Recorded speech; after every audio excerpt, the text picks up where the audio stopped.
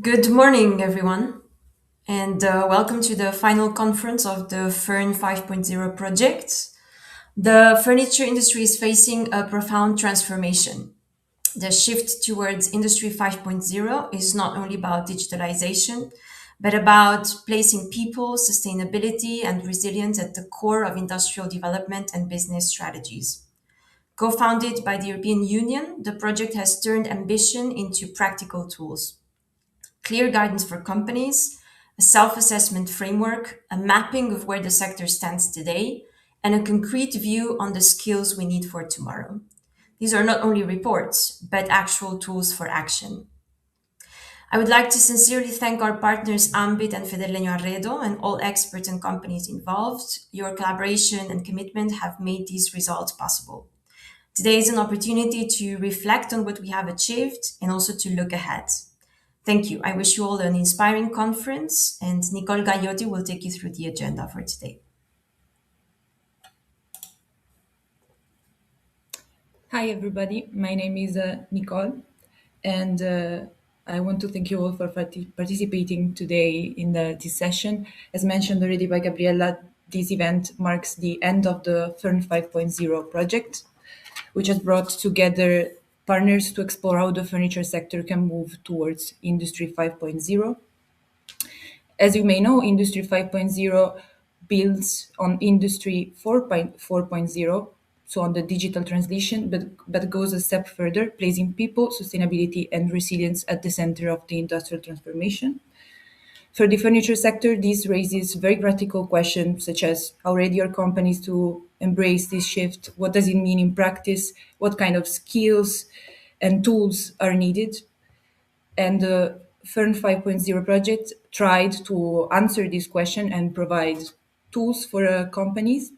And this is what we will present in today's session, all the main outcomes of the project. So I will quickly take you through the agenda. So first, we will look at the current state of play with an overview of Industry 5.0 in new manufacturing and the maturity level of the furniture sector. Then we will move from research to practice, and we will present one of the main outcomes of the project, which is the handbook, followed by two concrete use cases, one on product traceability and the digital product passport, and one on AI-driven knowledge management systems. Then we will have a presentation on the self-assessment tool developed for company to test their maturity level in deploying Industry 5.0 practices. And we will have finally a presentation on the skills dimension, looking at how the workforce needs evolve alongside these changes. All of these will be followed by a Q&A session where you will be able to ask questions to our speakers. Just a housekeeping rule, a quick reminder before we start. Please feel free to use the chat to share comments or questions during the whole session, and all your questions will be addressed at the end in the Q&A session. And with that, I'm pleased to introduce you our first speaker, Chiara Terraneo from Federlegno. Chiara will provide an overview of Industry 5.0 in new manufacturing with a specific focus on the furniture sector. So please, Chiara, the floor is yours. And thank you, Nicole, and good morning, everyone. Greetings from windy Milano. I start with my presentation, and so thank you. And the first goal of today morning is to understand the complexity of the topic Industry 5.0 in European manufacturing, and specifically in the European furniture companies, in order to understand why the transition from Industry 4.0 models to Industry 5.0 models are so complex and so challenging for all the companies and for all the furniture ecosystem. We started from one question, and I would invite you to answer to this question through Mentimeter, but also by thinking of what is Industry 5.0 for you in one word, because we would like to invite you to reflect on this new and sometimes unclear topic for the industry. I don't know if you are able to answer. Yes, and I see some correct words: sustainability, human centricity, innovation, that shed light on the topic of Industry 5.0. And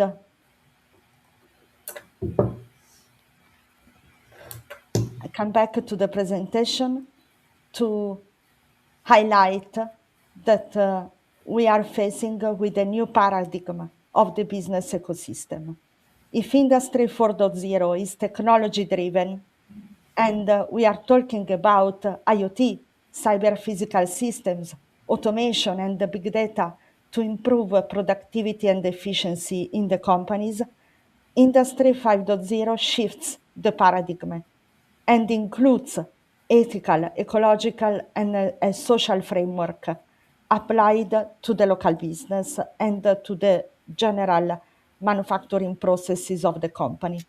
So Industry 5.0 is not just a matter of technologies, and for this reason, we have to include different challenges and different fragments of a new approach of the industry to the technology itself and also to the general business environment.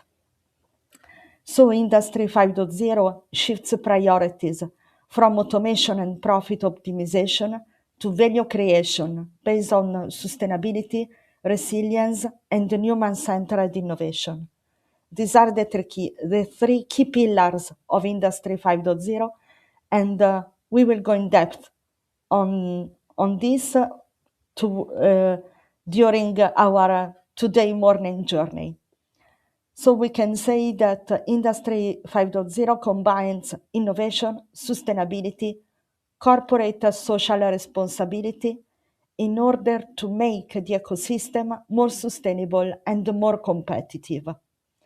The European Commission defines and highlights that we have to start to think of Industry 5.0 starting from three keywords, three key concepts. The first one is the human centricity. Workers and collaborators are at the center, and the human-machine collaboration is redesigned to empower people. So, as I already mentioned, it's not a matter of technologies.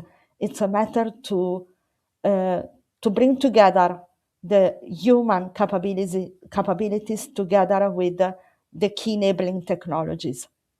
The second pillar is sustainability, especially environmental sustainability. Targets include reduced emissions, circular economy adoption, renewable energy integration, and sustainable resource management across entire supply chains. The third topic is resilience.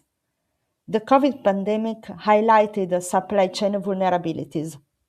Industry 5.0, that it is one of the concepts that the European Commission defined immediately after the COVID pandemic, aims to decentralize production, increase adaptability, and strengthen local ecosystems. But again, we can better understand the topics and the general framework of the Industry 5.0, starting from the 6 enabling technology clusters identified by the European Commission. The European Commission clusterized all the technologies, the Industry 4.0 technologies, in new clusters to bridge the gap of the digital transition into the manufacturing processes. The first cluster is the individualized human-machine interaction.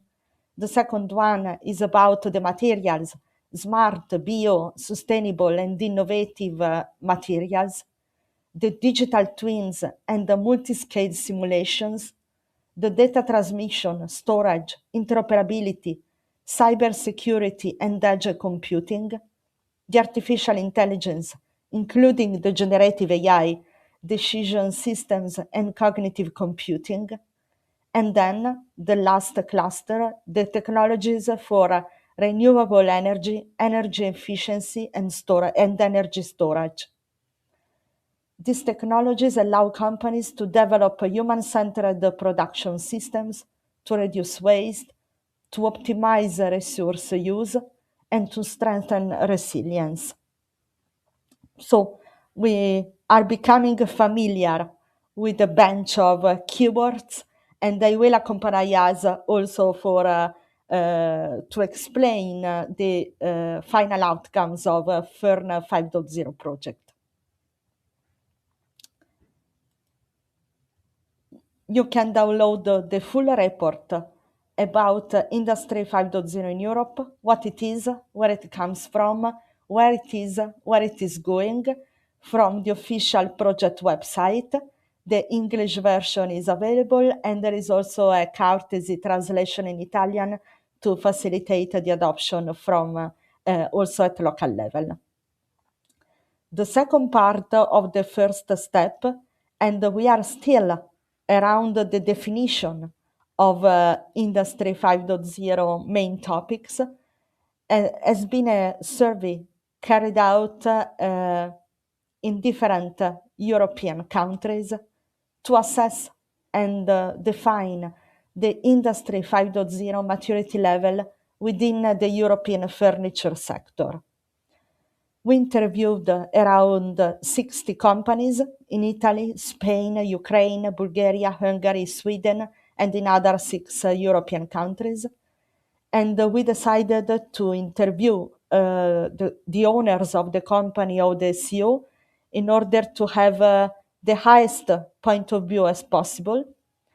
And the survey highlights that Industry 5.0 skills are not yet institutionalized within companies and are widespread among several collaborators, several different roles, because the companies understand that it is not just matter of the IT manager, of the digital transition manager, but it is something that engage and must involve all the collaborators.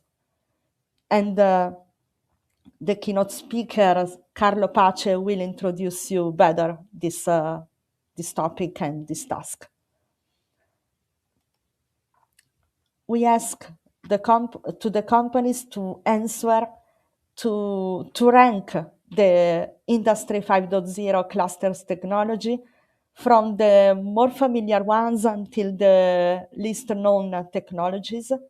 And it is interesting because this ranking came out from the survey, identified some guidelines that we can put at companies' disposal to support their digital transition.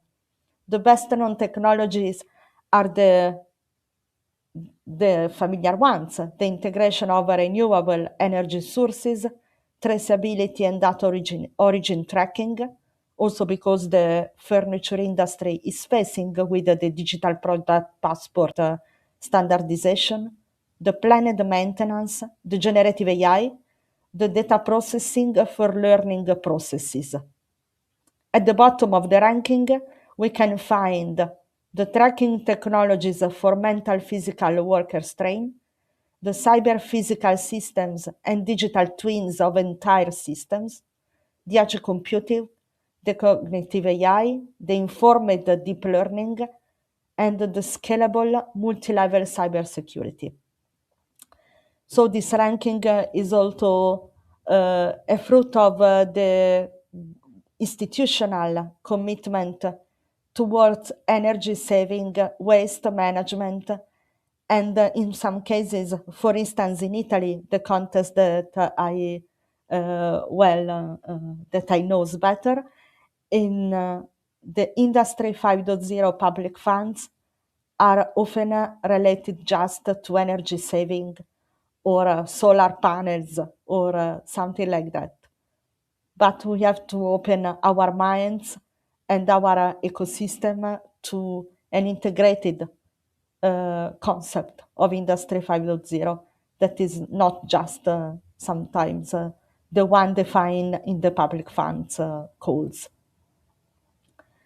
So just to share with you some findings from this survey, the sector shows a substantial lack of readiness for Industry 5.0. The knowledge gaps persist across company sizes, but it is most severe among micro and small industries. Small companies struggle to identify clear applications for advanced technologies, and even among medium and large firms, many high-impact technology remain poorly understood, limiting potential adoption. And again, we are facing skills gaps, and also we need to define policy priorities. In this slide, you can read the different situation, the different priorities highlighted by the companies in different countries. And it is clear that we need right policies, skill strategies, and adoption pathways in order to strengthen European competitiveness, resilience, and social well-being. And so this project aims not just to provide with guidelines to the companies through the tools that we will show you in the further presentations, but also to commit from the policy point of view, the institutions in order to accelerate regulatory innovation, to support cross-sectoral collaboration, and to promote risk-taking in research and development. All of these concepts are available in the second report of the project, always available in English in the website, the report on European furniture companies' maturity level. And so that's all from my side. And thank you again for coming here today morning. And I give the floor to Nicole for introducing the second speaker. Thank you very much, Chiara, and thank you for setting the scene. So we take from this that the European companies are just starting to face this Industry 5.0, but there are many different maturity levels across companies and especially across countries. And with that, we can go to our next speaker. So I'm pleased to welcome Massimiliano Rumignani from AMBIT, who will present one of the main outcomes of the FURN 5.0 project, which is the Handbook, which brings together 15 practical applications of Industry 5.0 and supports company in translating these Industry 5.0 concepts into concrete actions. So please, Massimiliano, the floor is yours. Thank you, Nicole, and thank you all for joining the conference. I'm going to shortly present this guide. So the FURN 5.0 project produced as a key first project result an handbook for facilitated adoption of Industry 5.0 practices within the EU furniture industry. So the aim is to support companies, the sectoral companies, in advancing human-centric sustainable practices, but also to pursue a more resilient, smart manufacturing system. The guide will be available in 10 languages: English, German, French, Italian, Spanish, Polish, Dutch, Portuguese, Romanian, and Bulgarian. And probably to this one, we will add a courtesy translation through automatic translation.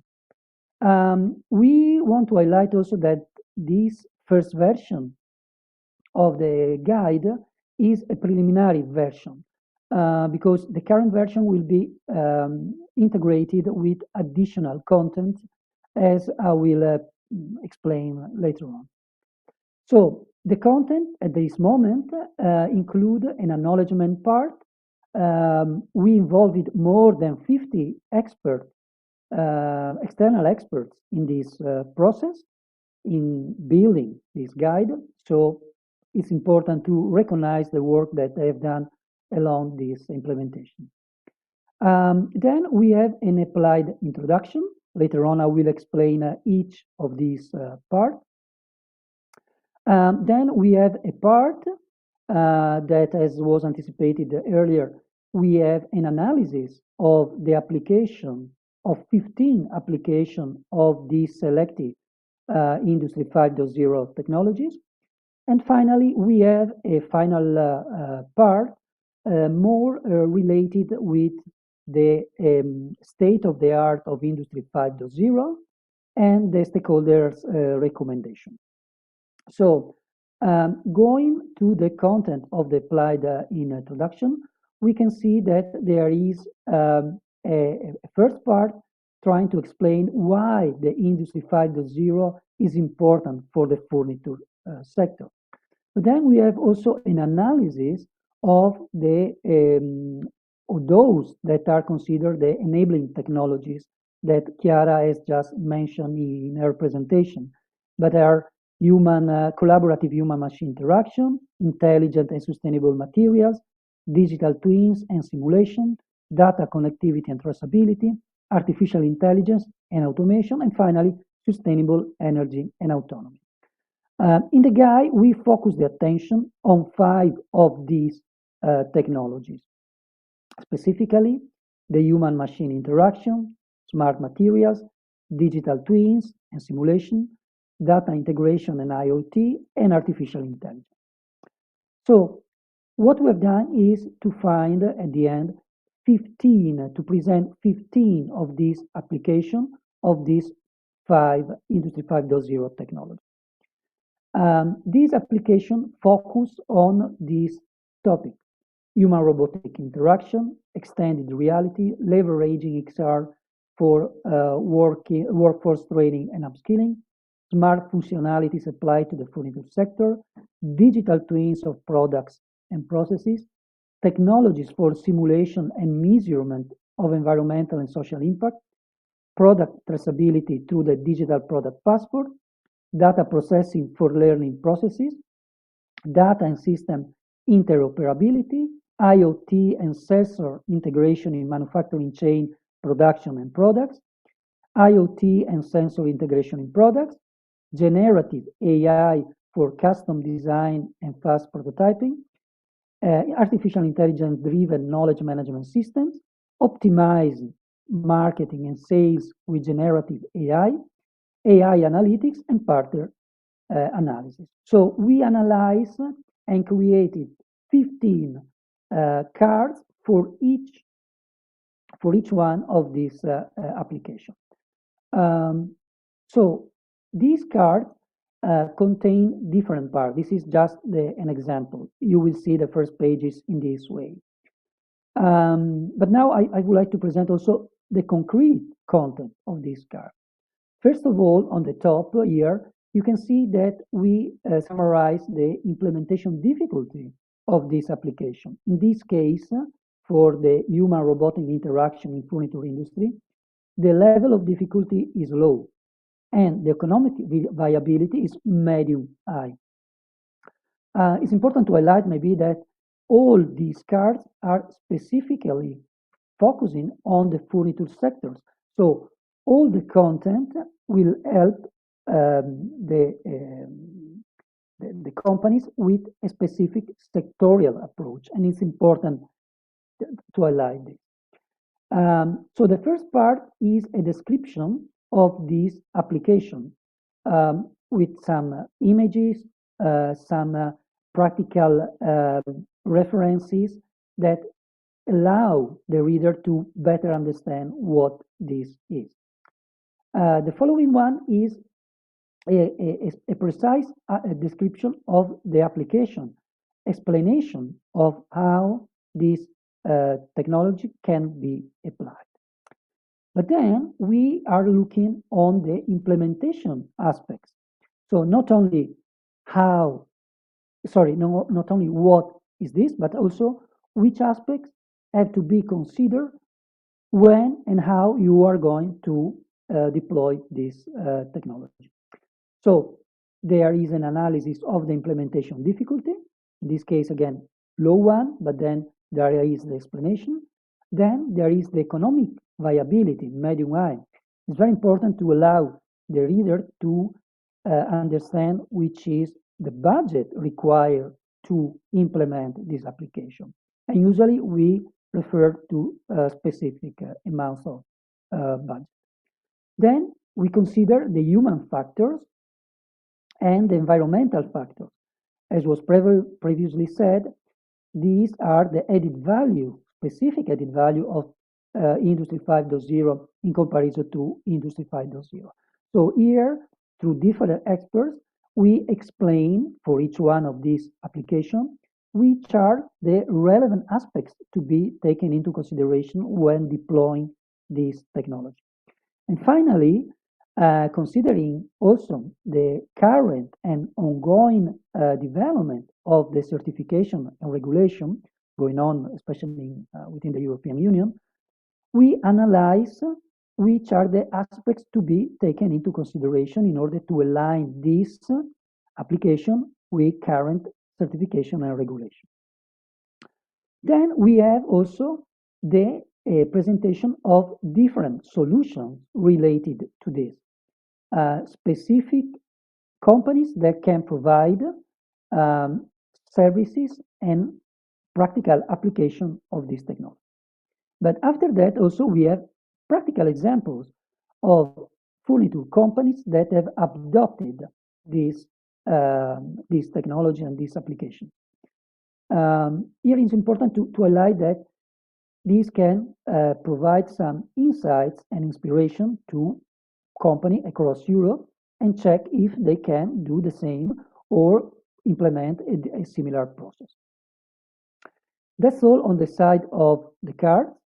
And then the final part of the guide indeed is presenting the report, the two reports that Chiara Terraneo has just presented. So the one on Industry 5.0 within the human manufacturing sector. There is also a QR code to download directly from the website the full report, but there is also a short summary just explaining shortly which is the content and the outcomes of this report. This is the same for the report on the manufacturing level of Industry 5.0 within the sector, within the furniture industry. Here we have a short summary, and through the QR code you will be able to download the full report. And finally, we have a short summary and again the QR code to download the full report about the skills need and recommendation for furniture sector stakeholders. I'm not going deeper into this report because the first two have been presented by Chiara, and this last one about the skills need will be presented in short by Carlo Pacet. This guide, this preliminary version, will be integrated also with other additional parts that are currently missing. We need to say that in this last month of the project, we implemented also a pilot test of the online tool that Julio Rodrigo is going to present later on, among more than 20 companies across Europe. So they tested the tool and they answered to a survey that allow us to understand which aspect should be improved of this tool, but also to understand the strengths of this tool. These parts, so the online tool presentation, the company testimonials, and then the report about this process will be ready during next week and will be integrated into the guide by the middle of April. This will be available on our websites and again in all the 10 languages that I previously mentioned. And when it will be uploaded, we will inform all of you through a specific email and also through a news in our social network, especially LinkedIn, but also in our website.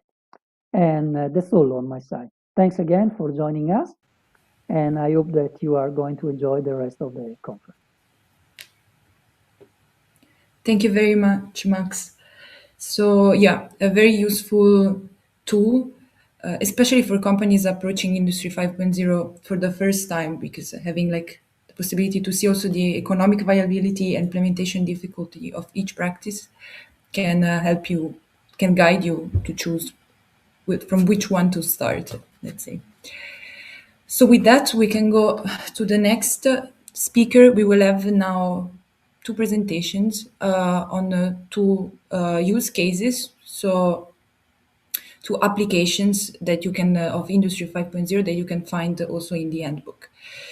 So the first one would be on product traceability and DPP. Francesco Balducci from MANIFAKTURA will present this use case. Unfortunately, today he cannot be with us, but we will have a recording of his presentation. So I will leave you to that. Hello, everyone. First of all, I would like to thank the organizer of this event and the partners of the FURN5.0 project for the invitation to contribute to this conference. Unfortunately, I could not join the session live today, but I'm very pleased to share this presentation with you. My name is Francesco Balducci, and I'm speaking on behalf of MANIFAKTURA. We are a consultancy working on circular economy, sustainability, and innovation in the furniture material sectors. In this presentation, I will discuss about product traceability in the furniture sector through the digital product passport, as an example of how digital tools can support the transition toward Industry 5.0 and more circular value chains. Why traceability matters? Let me start with a simple observation. The furniture sector is characterized by complex and often global supply chains. A single product may involve many actors, from raw material suppliers to panel manufacturers, component producers, furniture manufacturers, distributors, and retailers. And at the same time, it often combines different materials such as wood-based panels, metal components, plastics, coatings, textiles, which may come from different suppliers and countries. Because of this complexity, it is often difficult to fully understand where materials originate, how products are manufactured, and what happens also to them at the end of their life. At the same time, expectations are evolving rapidly. And consumers, let me say, are really becoming more aware of sustainability issues. Regulators are introducing new requirements, and companies themselves are really increasing interest in understanding and managing their supply chain. For all these reasons, product traceability is becoming increasingly important for the furniture sector. This topic is closely connected to the concept of Industry 5.0 that we can summarize and basically on three key principles: human centricity, sustainability, and resilience. Traceability system can contribute to all of three. First, they improve transparency for consumers and stakeholders. Secondly, they support environmental performance and circularity by providing better information on materials and product life cycles. And third, they strengthen resilience by improving knowledge and management of supply chains. In this sense, traceability can be seen as an important enabler of the Industry 5.0 transformation. In other words, traceability allows companies not only to improve efficiency, but also to better understand the environmental and social dimension of their products and their supply chains. One of the most important initiatives currently being developed in Europe is the digital product passport. And that often it also refers as DPP. The DPP is one of the most important part of the eco design for sustainable products regulation, or with the acronym ESPR. According to the regulation, the digital product passport is essentially a set of data specific to a product that could be accessible electronically through a data carrier and contain the information defined in the relevant delegated acts. In practical terms, this means that each product can have a digital identity connected to abstracted information about its life cycle. This is particularly relevant for the furniture sector, where products are composed of multiple materials and components, and where information on durability, repair, and recyclability can play an important role. This information, as it is shown here in this slide, may include product information, material composition, life cycle data, sustainability indicators, and, as I already said, repair and recycling information. In this way, products become not only physical objects, but also digital information carriers, enabling transparency and supporting circular economy strategies. The digital product passport is not, in a way, a single technology. Its implementation relies on a combination of digital tools. Identifiers such as QR codes allow users to access product information easily. Technologies such as RFID and NFC enable automatic identification of products along the supply chain. But also we have to mention the cloud platforms because they allow the storage and management of the life cycle data. And also we have to mention other kinds of technologies like the blockchains can support the data integrity and transparency. And finally, also here we can also mention the digital twins that can represent products digitally and update life cycle information over time. Altogether, these technologies can create a digital infrastructure enabling product traceability and really can support not only at the final product level, but also across different stages of the supply chain.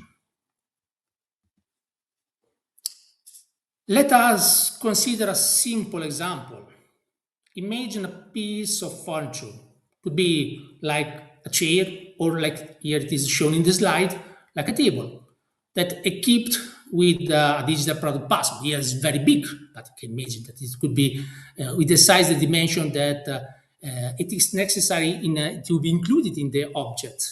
This type of information can be particularly useful in the furniture sector, where product lifetime, repairability, and material recovery are key aspects to us for a circular economy strategies.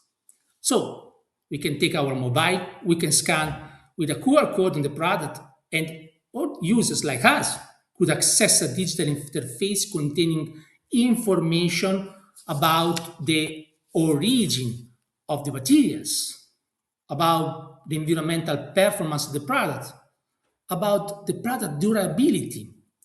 And also here could be also the repairability or the remanufacturing options. In order also we can be supported through guidance about how to disassemble and recycle the product. But also for manufacturers, not just as consumers, but also as manufacturers, this improves supply chain visibility. And for sure that for consumer enables more informed purchasing decision. Because also we can also think about the end of the life for the recyclers, for repairing services, can provide valuable information about components and materials. This example that we can find are presented also in the FURN5.0 handbook, which collects practical solution example for the furniture sector. We have, in this handbook, we have different cards, technology cards, addressing different aspects of Industry 5.0 in the furniture value chain, such as digitalization, sustainability, circularity, and also traceability aspect. That is the card that I'm showing to you. And in this card, you can download from the FURN5.0 website. You can find the digital product password one about the traceability and some different kind of examples that show how traceability solutions can be applied across different stages of the furniture value chains, from material sourcing and component production to product use and end-of-life management. Overall, the handbook aims to provide practical inspiration, let me say, for companies that are interested in exploring this approach. So please visit the website, download the handbook, and you can find good examples that you can also think for your use. But it's important also to mention the benefits for the furniture sector, because the adoption of traceability system and digital product password can generate several benefits, let me say. For companies, they improve supply chain transparency and support sustainability reporting. So also we say, not only for companies, we have also consumers. You can also mention that reliable information that the consumer about the product origin, environmental performance, as we said before, but also about, let me say, emerging regulatory requirements that are important to be transferred along the value chain. I just make some example about the traceability system, how they can support about the compliance with several regulatory that the companies are now facing in the furniture sector. We can mention the EUDR for wood supply chains, or the REACH requirements for formaldehyde, or also the GPSR, the General Product Safety Regulation, or also for the companies that are participating to GPP, the Green Public Procurement Criteria. Overall, these tools support the transition towards more transparent and circular furniture value chains. On the other side, of course, implementing digital product passport also presents some challenges. We are aware about that. The furniture sector is largely composed of small and medium-sized enterprises, which may face difficulties adopting new digital system. So, supply chains also, we mentioned also in the first slide, are often fragmented, and we need to involve many suppliers, many subcontractors along the value chain. And this makes more difficult to collect and share consistent product information across the entire value chain. And another important aspect that we have to take in consideration is the data interoperability, meaning the different digital systems that must be able to communicate one each other. And finally, is another problem that is about the data security and verification that are essential in order to ensure the reliability of the information contained in the passport. To conclude this short presentation about the product traceability, we can mention that this kind of technology, the types of that could be the digital product passport, but the traceability in general, is becoming increasingly important for the future of the furniture sector, for sure. That is, we are aware about that. And in particular, the digital product passport represent a key tool to improve the transparency, the sustainability, and the circularity across the value chains. We have already mentioned several times during these slides. At the same time, important work is still ongoing in regulation and standardization. This includes work that is now ongoing in European standardization bodies such as CEN, and we would like to mention the activities that the CEN TC 207 related to furniture and circularity, as well as specific workshop organized by the European Commission to define the future delegated acts under the ESPR. If you would like to know more about this topic, please feel free to contact us and all the partners of the FURN5.0 project, because we are glad to share with you the information. We are involved in all these activities at the CEN organization, and but all the experience that all the community can share in this moment are important. So please contact us, download the handbook, and thank you very much for your attention. Thank you. So, yeah, indeed, a very important and relevant application, because the DPP will become a mandatory tool to place any furniture products on the market in the upcoming years, probably by 2030. So, very important to be aware of this. And with that, we can go to our second use case. I would like to welcome Germán Sanchis from SCILING, which will present an example of AI-driven knowledge management system. And we'll leave you the floor. Great, thank you, Nicole. So yes, thank you for having me here. My name is Germán Sanchis. I'm the CEO and co-founder of SCILING, which is I'm not sure if you are seeing my slides. Yes, there you go. Okay, great, thanks. As I was saying, my name is Germán Sanchis. I'm the CEO and co-founder of SCILING. We are a small machine learning / AI boutique in Spain. We've been around for some 12 years now, and our core value proposition right now is to develop and build multi-agent AI systems.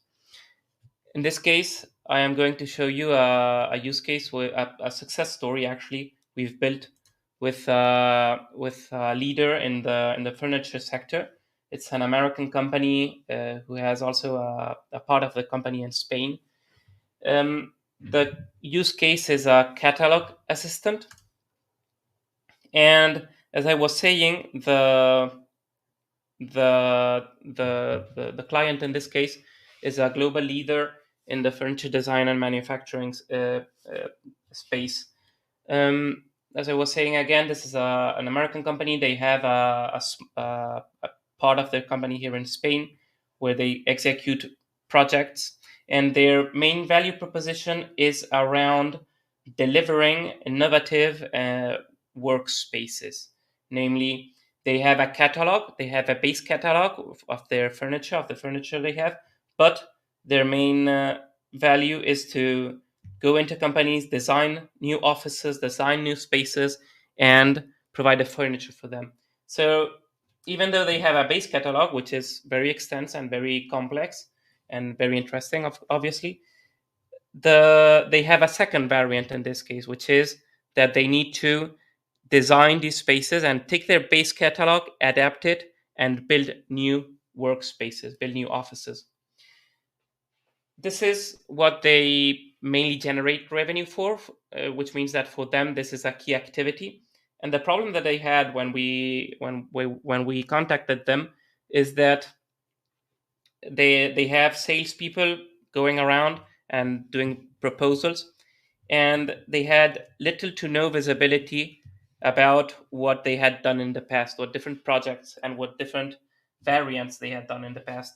This was such a problem because whenever they designed a new space, they had to try to go back to what they had done in the past in order to reuse all that information. But given that they had little to no visibility over that, and they had more than when we contacted them, I think it was around 10,000 variants of the base products.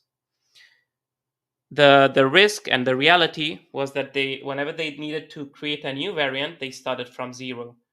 And this obviously means problems when we're using previous solutions. This means having stock which doesn't go out into the market because they are not reusing it. This means not reusing effort from the designers.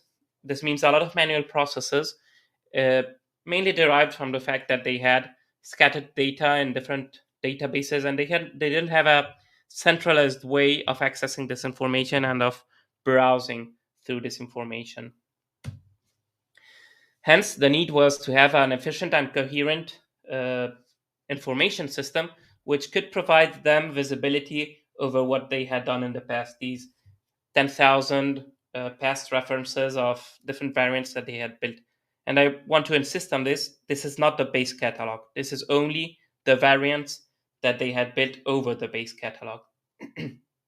So basically the need here was to be able to browse through this huge variant catalog, let's call it like that, browse through it via text, via image search, so as to identify which special developments were relevant for a new project they had in mind, and also to be able to visualize these variants in two ways. First, to understand what the 3D render was, so as to understand how it would fill the space, how it would take place in the actual final development, and also to provide a sort of mock-up of how it would look when deployed into an office.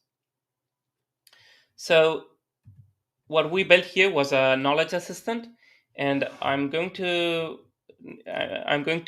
play the video, but I need to ask for your comprehension because the video is in Spanish, but I'll be translating at every time so that you can see it, so that you can understand what's happening. I think you are seeing the video, so I'll play it. Here we can see a basic question, which is what kind of products does the catalog include? Do a full list of the categories included. So the assistant goes into the information it has. And again, this is not the base catalog. This is the specials, the different variations that they have built on top of the catalog. The assistant goes into the catalog and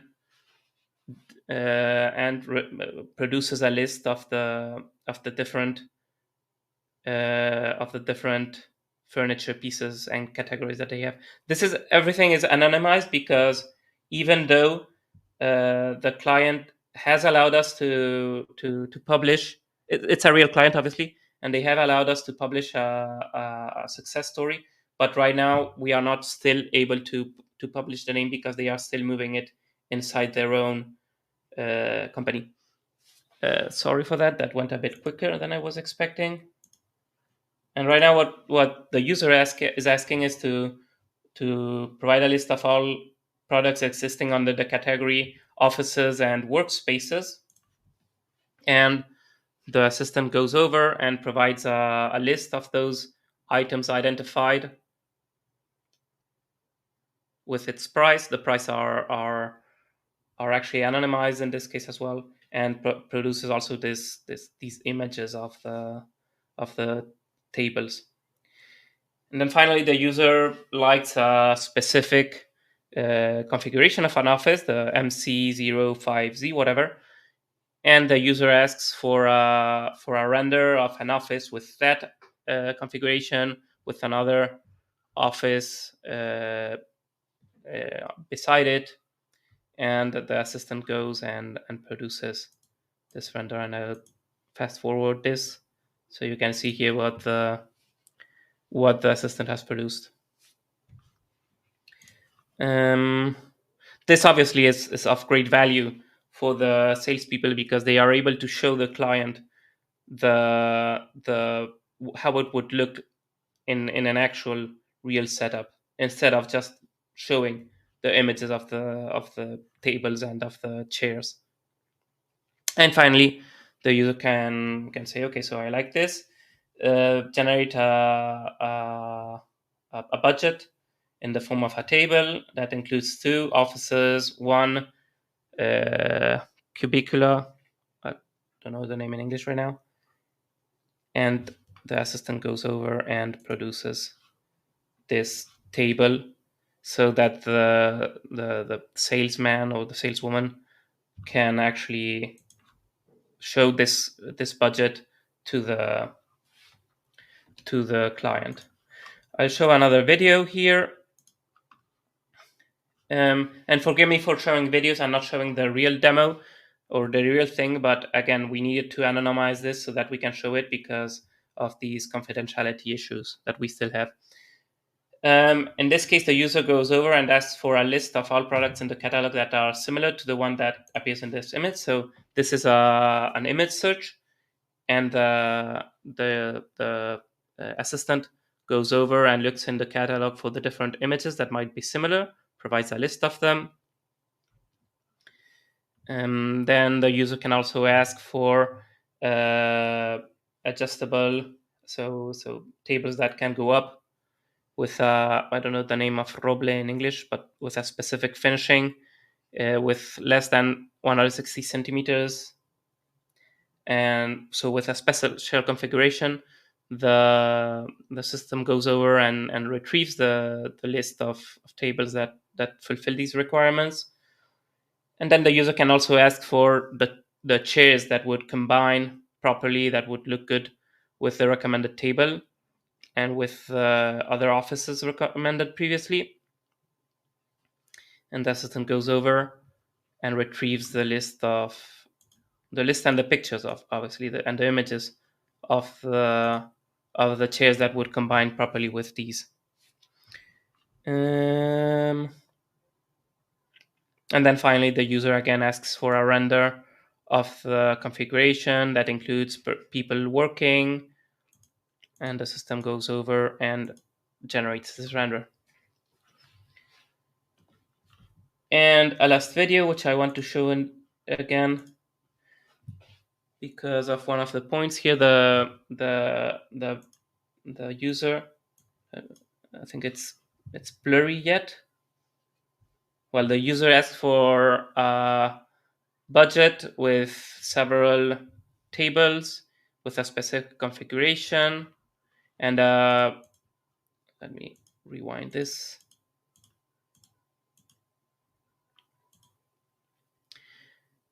With a specific configuration that fits in a budget under 3,000 euro for an office of 100 square meters, and the assistant provides this list.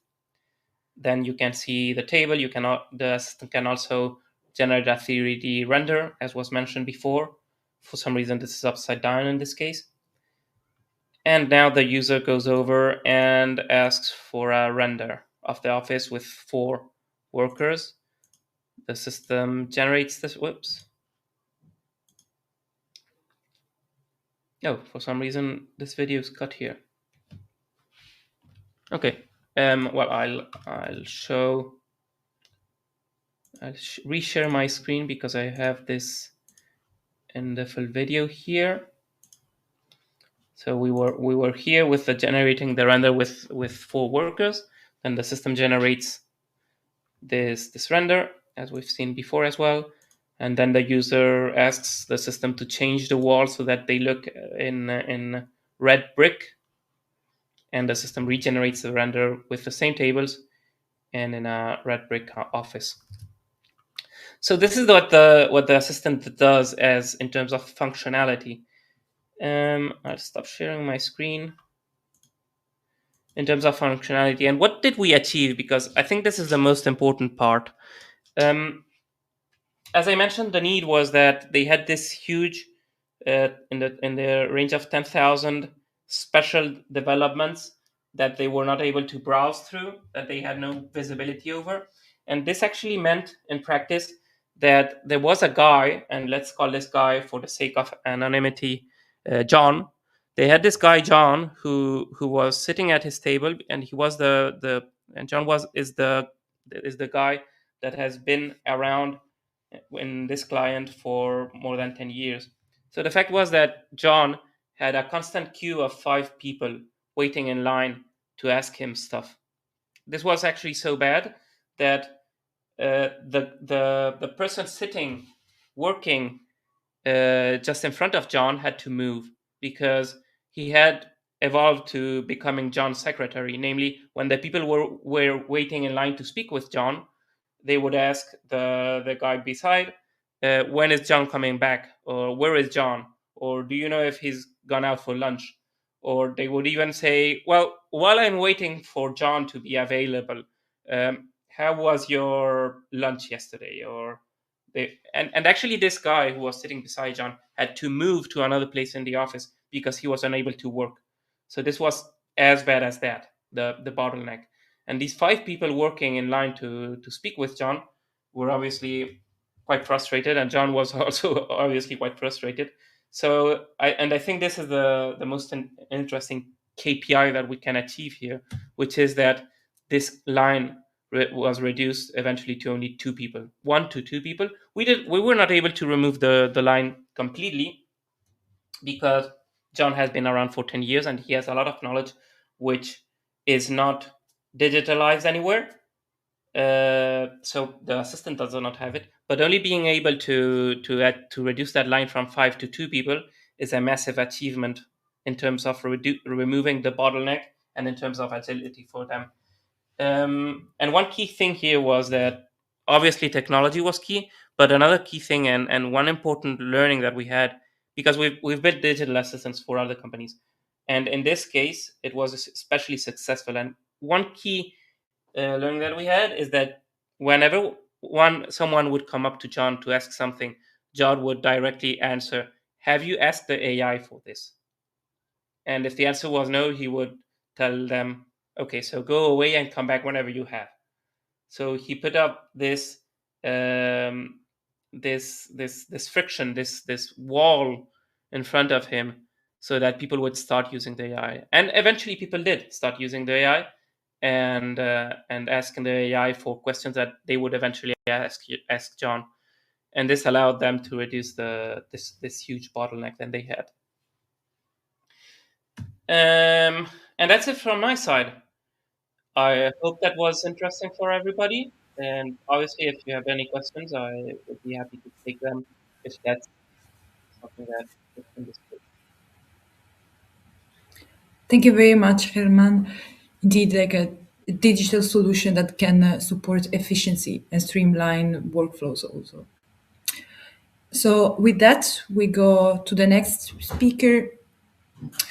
I would like to introduce you Julio Rodrigo from AMBIT, which will present the self-assessment tool developed in the framework of the FURN 5.0 project, which is a tool designed to help companies evaluate their current level of maturity in Industry 5.0 and identify concrete next steps. So please, Julio, the floor is yours.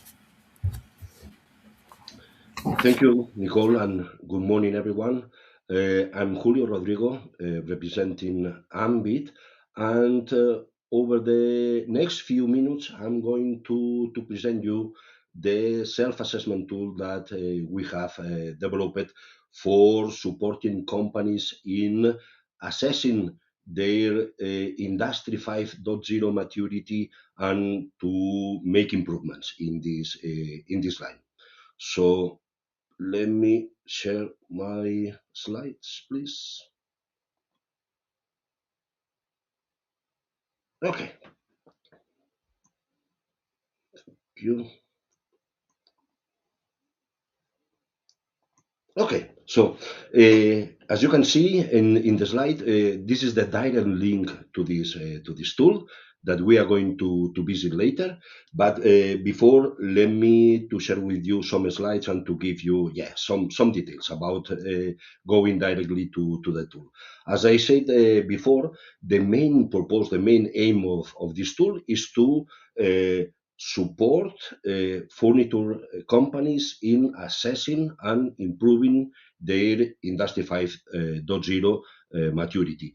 This tool allows companies, allows users to assess maturity in the 4 different blocks that are part of this concept of Industry 5.0. So in technology deployment, in sustainability, in human centricity, and resilience. And also the tool allows to identify key improvement opportunities. Obviously, this tool is free of charge. Data is fully confidential, so only is accessible to the user, and it's available in 14 European languages. These are the key basic steps of the tool. So the first one is the basic one, to create an account, to be registered on the tool. And then you have to answer some questions. You are going to get the assessment results. And finally, you are going to identify some improvement opportunities. And also, at the end, there is a last step that is a repository, a collection of practices and scenarios for improving your performance in this concept of Industry 5.0. As I said, the first one is to create an account. Later on, we are going to see it with the tool. It's a very basic, a very simple process. So once you are in the tool, the next step is to answer some questions. For being more precise, 51 questions. They are multiple choice questions, so easy to answer. And the tool for these different 4 blocks that we have, the technology deployment, sustainability, human centricity, and resilience, is going to present some practices, some scenarios, and you have to choose which of these scenarios or practices better reflect your situation. Okay, so in total we have 51 different practices and scenarios, and in each of these cases you have to choose what is your level, your maturity in these different practices and scenario. We are going to see or to understand better when we go to the tool. So once you have answered these 51 questions, the tool is going to show you the results of this assessment. You will see that you are going to get a ratio and an indicator, a global maturity index between 0 and 100%, showing your general maturity level. But also, you have also indexes for the different blocks, for technology deployment, sustainability, human centricity, and resilience. As you can see, we are using this color code we are using three colors: red, orange, and green. So we are using red for values below 25%. We are using orange for values between 25 and 75, and green for values over 75. So as you can see here, for example, in this example of companies performing better in the block of human centricity than in resilience. No, this is why it is green, and in the case of resilience, it appears this tab in red.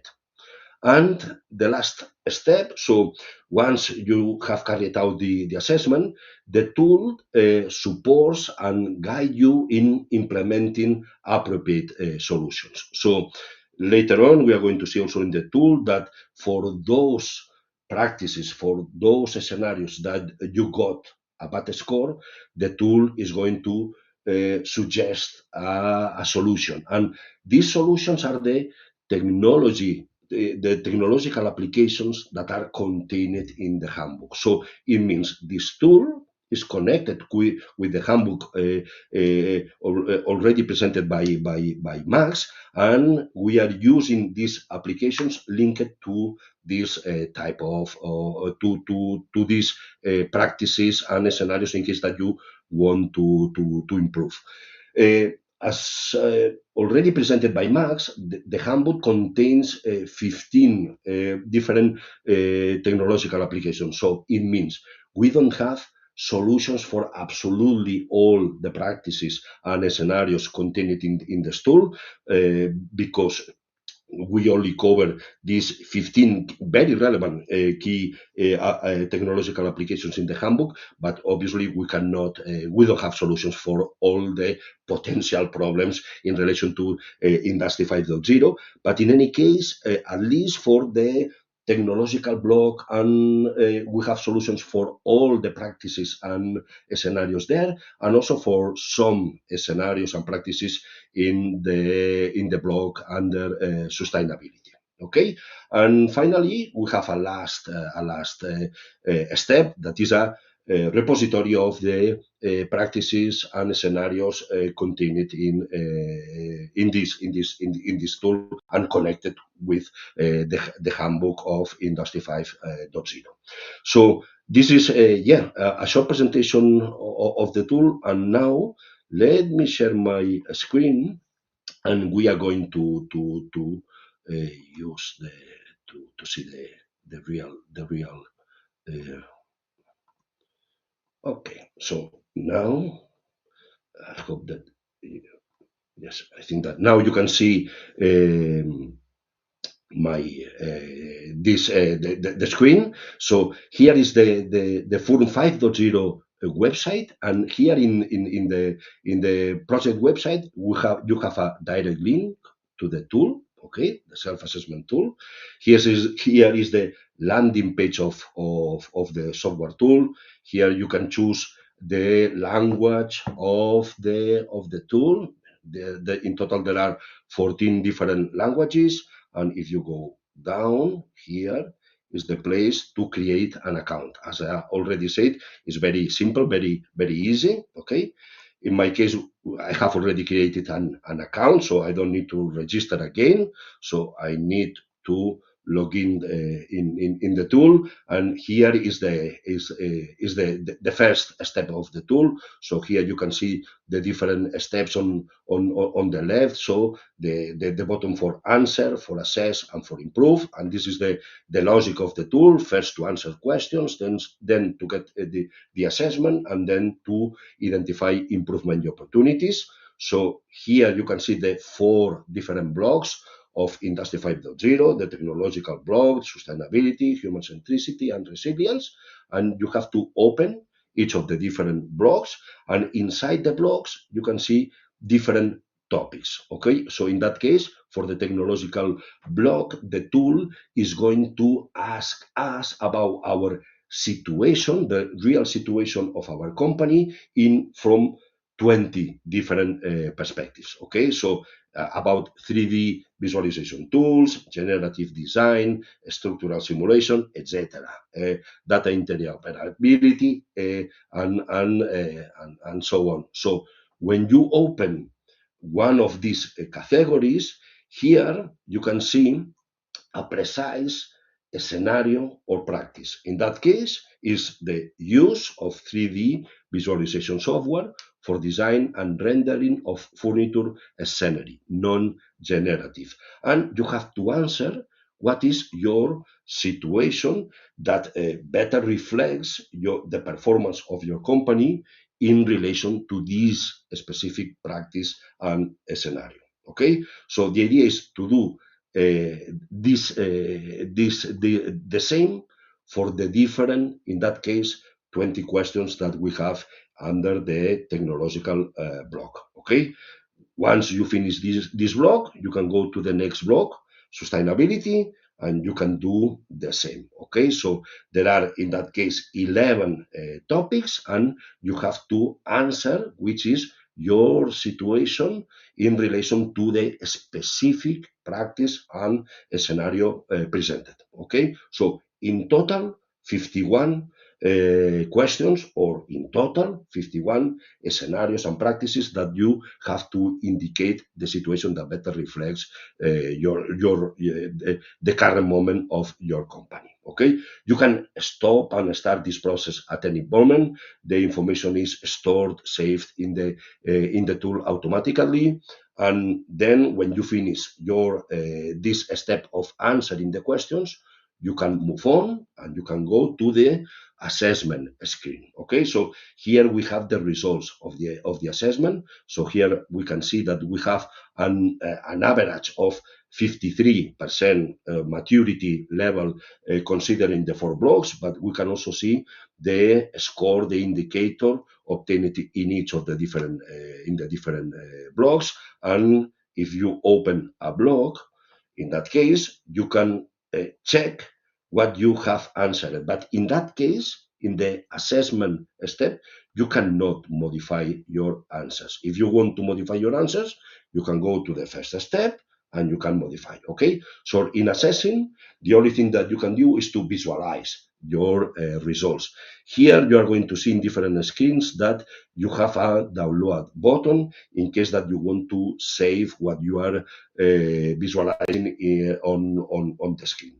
And the last step is the improvement step.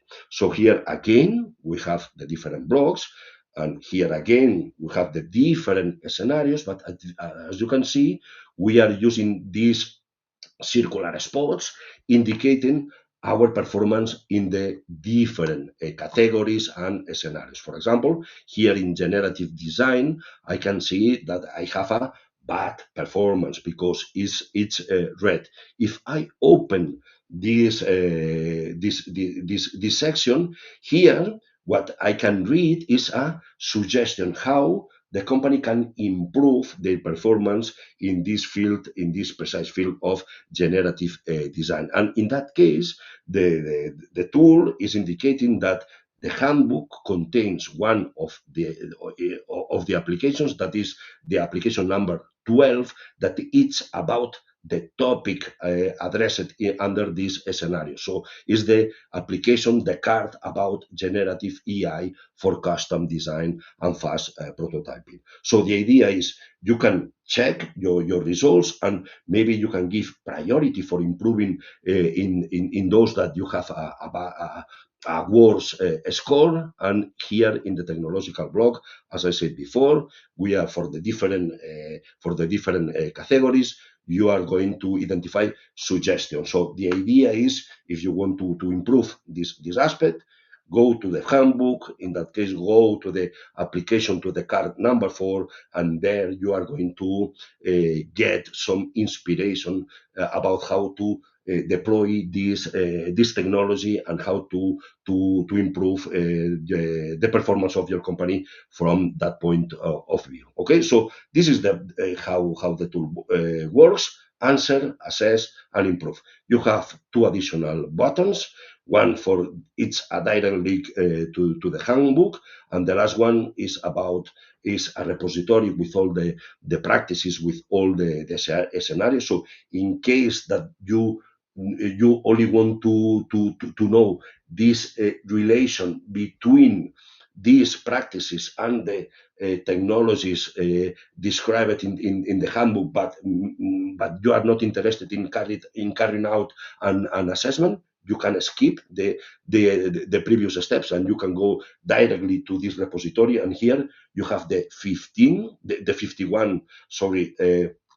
practices and scenarios, and you can check what is the solution available for the different ones. For example, here under the block of sustainability, and we are here in environmental data sharing. Okay, so here again, I can see that there is a card, that is the card number 7, about product traceability and digital product passport. That was one of the examples presented before. Okay, so this is a short presentation about this tool. As my colleagues already commented, we have tested and validated this tool with more than 20 European furniture companies.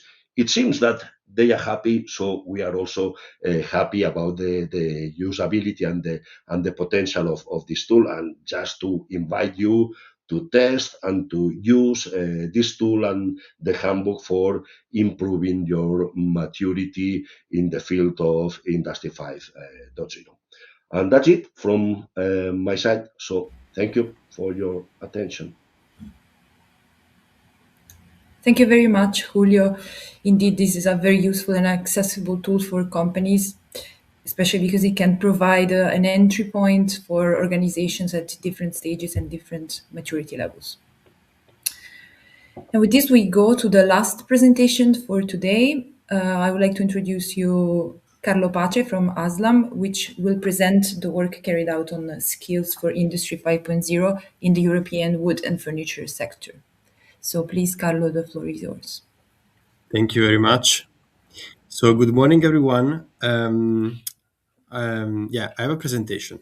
So we can start with the slides. But before moving to the slides, I just want to mention 2 points that that mentioned Chiara and Germán, that I want you to remind throughout my presentation.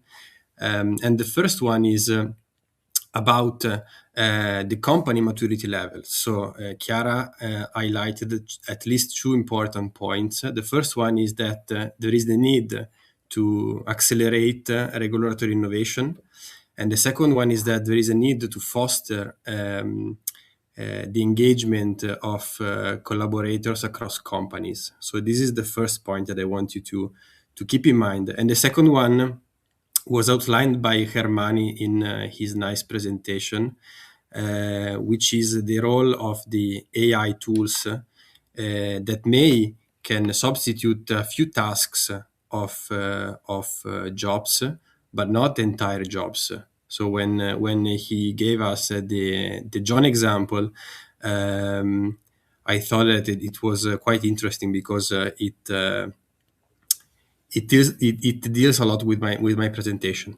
So starting from the context, Max already gave us an overview about the handbook. So here I'm gonna be quite fast.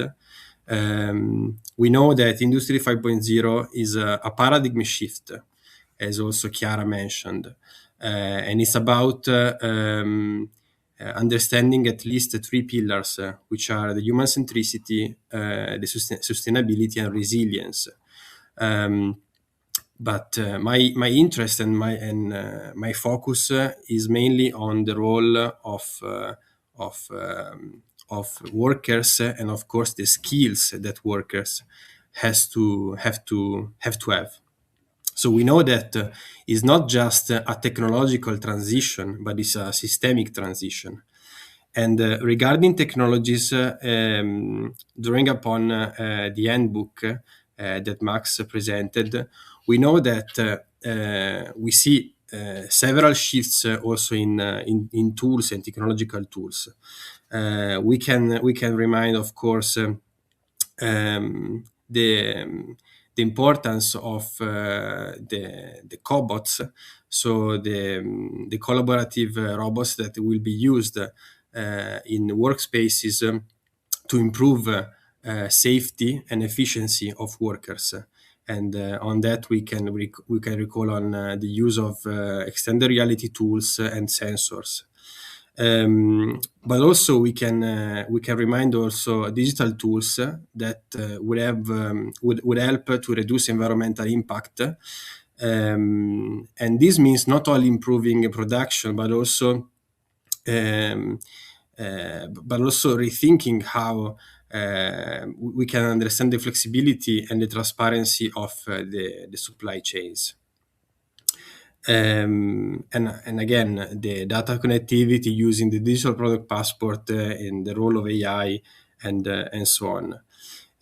So we see that we have a few technological improvement, but we don't really know if the skill levels across the countries and across the subsectors of these macro sectors are in place. So we see that there is a gap between what is available from a technological perspective and from a skill perspective. So my contribution on this project was on a deliverable on a report D5.1, which is about skills, of course. And when I was thinking about how to structure the report, I asked myself two questions that I want to share with you. The first one is what green and digital skills are emerging and how do they align with the Industry 5.0? So if we see that the companies and the businesses are evolving, is it possible to at least draw which kind of skills are in place at the moment? And the second question regards how companies can adapt these principles through at least 3 points, which are skills, of course, technologies, but also the EU tools and the tools that the European Union is giving to us. So we see that these questions are quite linked one with another. And the first point that I want to highlight is the role of soft skills. I want to highlight this point because, as we know, soft skills are quite transversal through sectors and through also countries. And also because, as I already mentioned, this shift is not only technical, but of course, it regards the role of human beings in this particular sector. And also the human beings in this particular transition. So when we speak about the digital, the twin transitions, we are not only speaking about something related to labor force or something related to industrial evolution, but we are speaking about a more a transition that tackled the entire society. So we know that the soft skills are quite important, and here I just point out 4 soft skills that will be quite relevant. The first one, of course, is adaptability, so the capacity to adapt to changes. The second one is digital collaboration, meaning how we collaborate with all the digital tools that are emerging and that we are using, from the extended reality tools to also the evolving CNC machines and all the interfaces that are now coming out. The third one is maybe more philosophical and is the capacity to thinking about systems. So we are not only tackle the problem for this particular transition, let's say one problem at a time, but we need to understand the complexity of this particular shift. So from just the importance of automation that was at the core of Industry 4.0 to the importance of sustainability and circular economy of the fifth one. And the last but not least is the role of co-design. So we need to understand how to co-design practices, policies among multiple stakeholders. And yet we see that there is a knowledge problem, and this problem is the real barrier to innovation. So what was the strategy? My strategy, at least, to tackle this issue, this problem, and which methodology I followed. Basically, I divided my methodology on 3 points, which are the use of the ESCO taxonomy, which maybe you know it is the possibility to describe professional profiles across all the European countries with the same skills, competencies, and knowledge shared. The second point was to analyze the labor market in all the 27 European Union countries. But then I will dedicate 2 slides on it. And the third one is to apply and to use the policy documents offered by the European Union, by the European Commission, in order to understand better how to read this data. Regarding the occupations and skills, so now after this methodological introduction, when we speak about occupation, professional profiles, skills, and the evolution of the market, which kind of professional profiles are we speaking about? I point out at least 4 categories, which are engineers, designers, machine operators, and teachers and trainers. Of course, engineers should start to use more the circular economy principles and digital tools. Designers need more proficiency in using the extended reality tools in order to co-design better with clients and to offer practical simulations. And we already see some really nice example from Germán. There is a core role for the machine operators regarding the human and robot interaction, so HRA. And I already mentioned the importance of it. So maybe the most important part is the safety part. And of course, teachers and trainers need to adapt their pedagogical principles and strategies with the tools that right now are in places. This conduct us to a few direct consequences. And the first one is that there is a need for a systemic update of occupational classifications and learning pathways. So we need to link the evolution of the market with the evolution of the learning pathways and what we teach in schools, universities, and training centers. And on the second point is that there is a need for a call for proactive policy responses. So what Chiara has already mentioned. Regarding the labor market dynamics and projections, in my report, I tried to outline a few points. The first one is the fact that the labor markets across the European Union countries are being reshaped. So we are speaking about a multiple labor markets.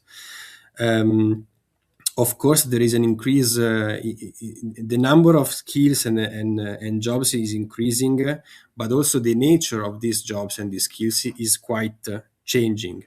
So the point is not just the quantity of the factors that we are considering, but also the quality of skills that we want to develop. And regarding the projections,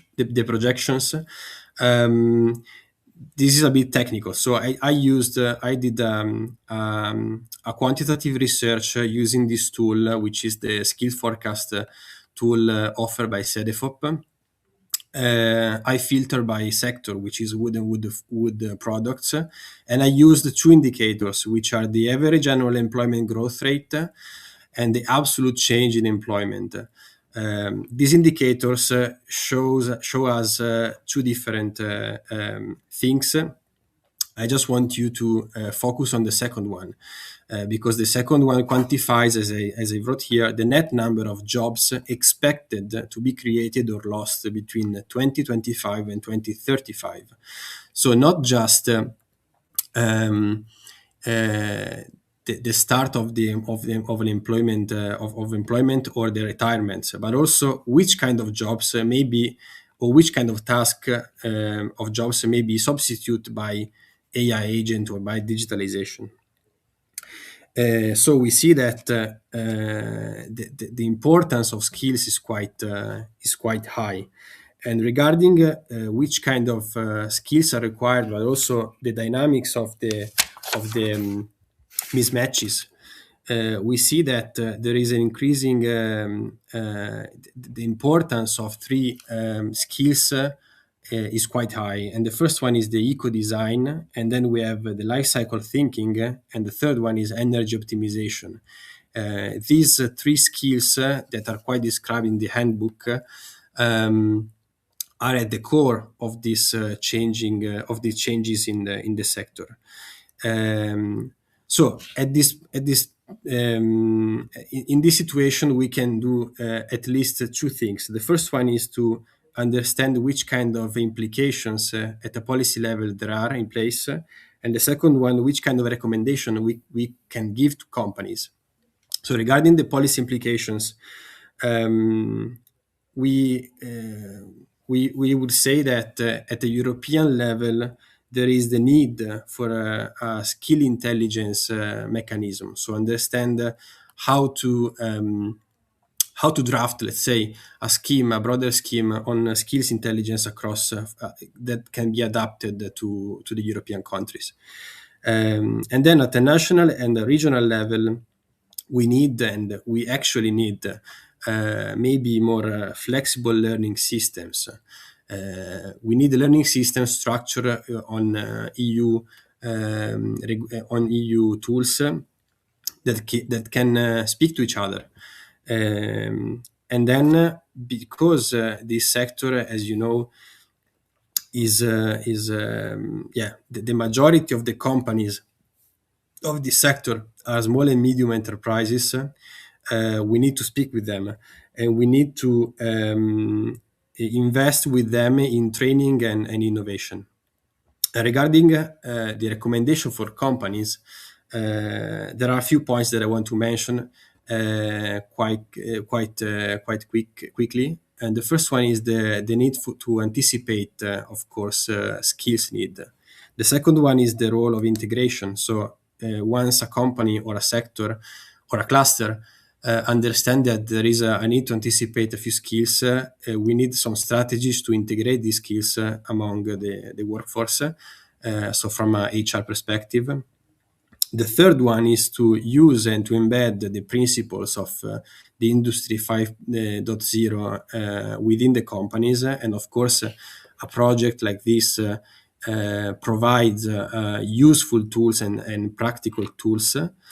But also there is the need to speak with the same language. So using the tools that the European Union is giving to us in order to align, so we can speak the same language.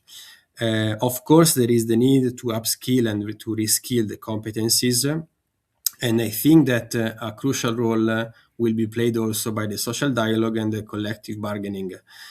So we see that there is a huge part that can be played by the trade associations and the trade unions across the countries.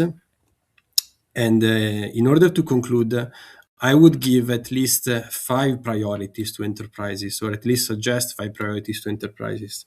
The first one is to map the actual skills that are already in place. The second one is try to build alliances and partnerships. The third one, as I already mentioned, is to use the EU tools such as the ESCO taxonomy, the EQF levels that tells us something about the qualification frameworks, and of course micro-credentials. The fourth one is to link, of course, skills with technologies, and the last one is to speak with the institutions, but also with the competence centers. So in order to actually build an ecosystem. So just few closing remarks. As I already mentioned, we see that the shift is quite systemic, and we see that at the center of this shift there is a mismatch of skills that can be reduced starting from the policy implication and the recommendation that we try to offer. And there is, and for that is quite evident that skills are at the base of the Industry 5.0, not just technology. So we need to invest in training pathways that can be actually applied and not, of course, obsolete. Thank you very much. Thank you very much, Carlo. So yeah, this reminds us how the success of Industry 5.0 ultimately depends on people and how skills evolve alongside technology. And with that, we arrived to the end of the presentations for today. I want to already thank all the speakers for your presentations. We went a bit long with the presentation, so we don't have much time for questions, but I already see that there is a question in the chat from a couple of questions in the chat. So the first one is from Oscar, who was asking, which do you consider to be part of the value chain of furniture companies that is the one that can benefit the most by the applications analyzed? I don't know which of the speaker would like to take this question.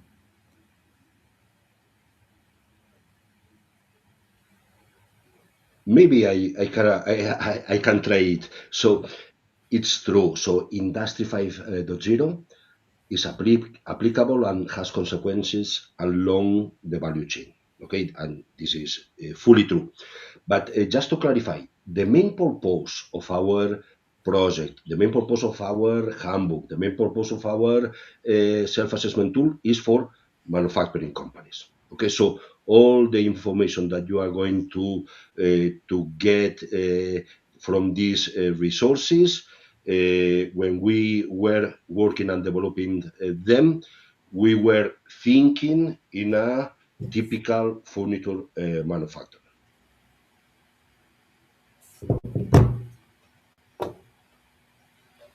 Thank you, Julio. We have another question for Carlo.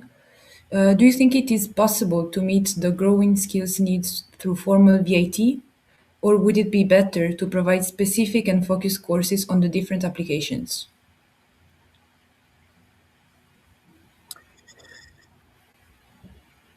Nice question. So